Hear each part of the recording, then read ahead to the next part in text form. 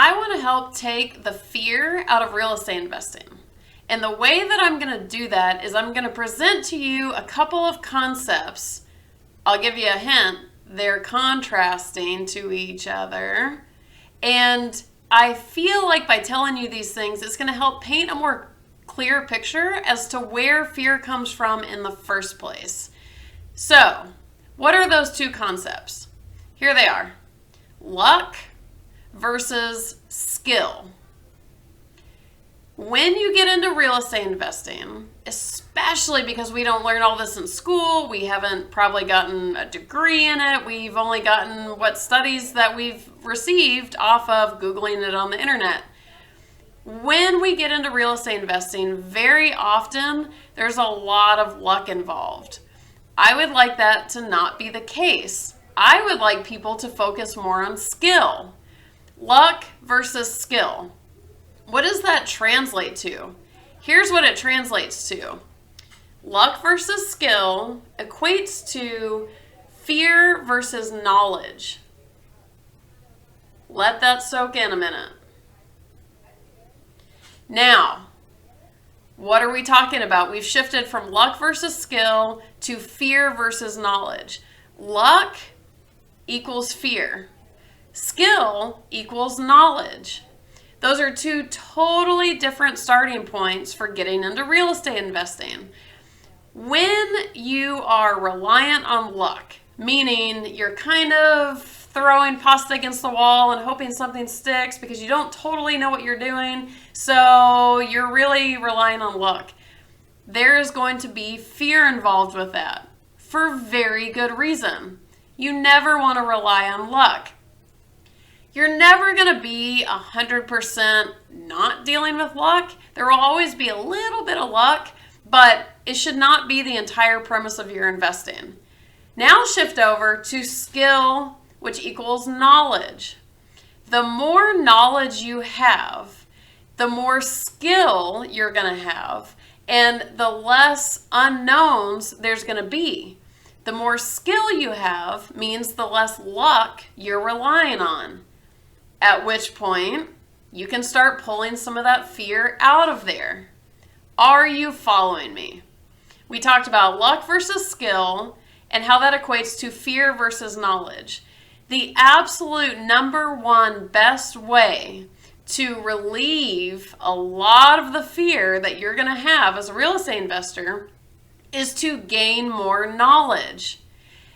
Almost every time I talk to someone who is dreadfully fearful of getting that property or making the next move or getting started, there is a lack of knowledge.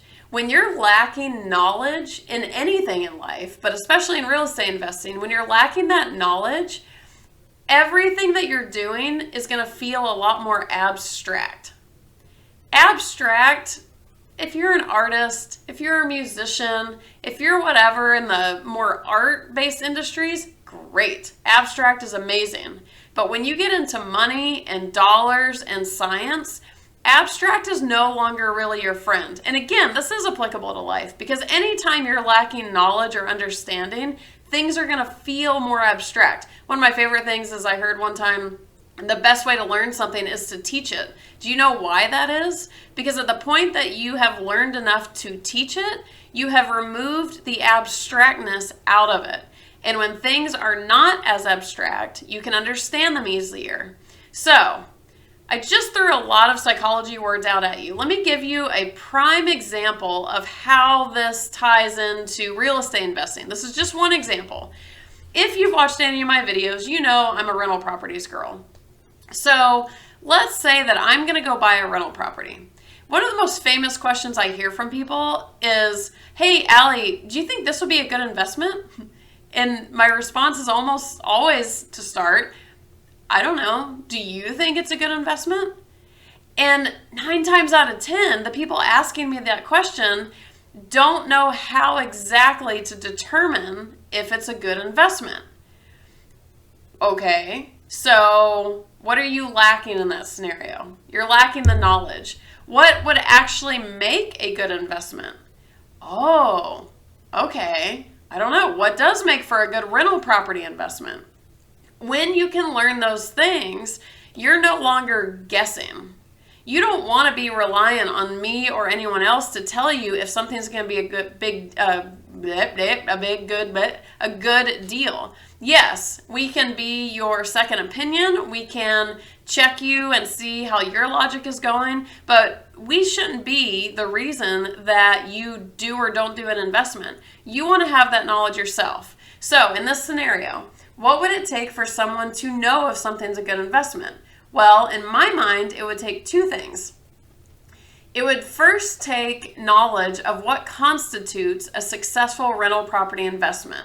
What things can kibosh a rental property investment? What can make it go wrong? What differentiates a successful rental property from an unsuccessful one? What are the risk factors? How do you mitigate those? So that is all knowledge general to the strategy in which you are pursuing. Learn those things. What makes it successful? What makes it unsuccessful? What are the specific risks? How do you mitigate those risks? Oh, and how do you run the numbers? Make sure you're running numbers in all of this. That's the knowledge for the strategy. Now, for a particular property, how do you know if it's a good investment? Well, it checks all the boxes of what you learned about that strategy, what makes for a successful property, and then it comes down to knowing how to do due diligence. I deal mostly with turnkey rental properties and turnkey rental property buyers. And the number one thing that I see turnkey rental property buyers really drop the ball on is doing thorough due diligence, because they have in their heads that everything's done for me. It's not as advanced as doing a rental property on my own, so it'll all be great. I don't need to do due diligence. Wrong. It's so wrong. When you do the due diligence, you can say for certain why you think this is going to be a good investment, because the numbers work out, because the rental demand is strong, because of this, this, and this. When you don't have the knowledge about the due diligence, you're just guessing and you're hoping that what everyone has told you in the process is correct. That is putting you back in the luck category, and justifiably so back into the fear category. So, what's the answer? Have the knowledge to know for yourself what is going to be a good setup for a good investment. When you have that knowledge, now you've moved back into the skill department. See? It's a perfect example.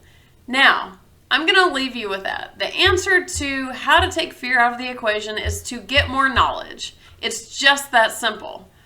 I want to throw a little caveat into this, is you want to be careful of analysis paralysis. Yes, get the knowledge, but if you catch yourself aiming for perfection, which is usually driven by fear, be careful of that, because there's danger in searching for the perfect property. It's like the pendulum has swung. Yes, you've gotten all the knowledge now, but now you have this misperception that there's a possibility of getting 100% of all the knowledge you need in order to guarantee an investment property or an investment, which is not accurate. I'm going to link to a video below that is literally why you should not wait for the perfect property to get started. And that starts to hit more of that analysis paralysis area. The other possibility with analysis paralysis, and this is a little bit sidebar to everything we're talking about, it might just be sheer overwhelm. If that is the case, reach out to me. I work with people in overwhelm all the time, brand new investors trying to get started. You can leave a message in the comments. However you get to me, any of the links I offer, let me know, because overwhelm is kind of its own beast, and it's a very common beast right now. So much so that I have a video on what I'm now calling the overwhelm epidemic. So check that out below as well. But let me know if you're in a state of overwhelm, and I am absolutely happy to help you with that. So, ignoring analysis paralysis, don't let yourself swing the pendulum that far, but bringing it back to the message, get more knowledge. It's not even a ton of knowledge that you have to have. It's just some basic things. If you take a little bit of time and learn the basics of whatever real estate investing strategy you're pursuing, you are going to leave the luck category and move into the skill category, which means you're leaving fear because you're getting the knowledge. If you're fearful, chances are you don't have all the knowledge yet. So check in with yourself. Does that feel accurate? If it does, hit the like button. If it doesn't, thanks for sticking with me this long in the video. But it's good to know because it can happen at any point in our investing careers. So make sure you're subscribed to my channel. I put out new videos every week. I love talking about the mindset and psychology. And I'm also going to throw a link below after you subscribed. Go ahead and hit the red button. Got it? Okay. One last resource I want to give you down below is a link to my book, Not Your How-To Guide to Real Estate Investing, Life Lessons on Hacking Your Mind Before You Hack Your Wallet. Because I love the mindset and psychology side, which despite what people say, it's all about the numbers, there's no feelings. Whatever, dude. That's not accurate. So this is a mind game. This industry, yes, it's the numbers and the properties, but it's a mind game. So check out my book. Let me know what you think about it. Let me know if it helps you. And we will absolutely talk more on this subject.